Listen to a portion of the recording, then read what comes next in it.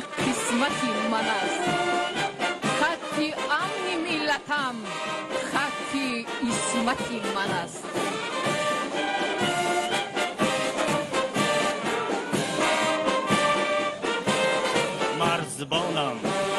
مرزبانم حفظ کشور، حفظ وجدانی من است.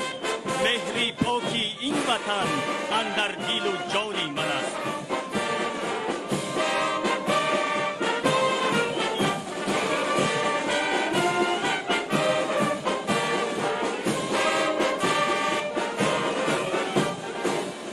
من که سربازی تویم هرگز نمی بینی خطر، سرحدت را پنجره با نوری چشمان می کنم.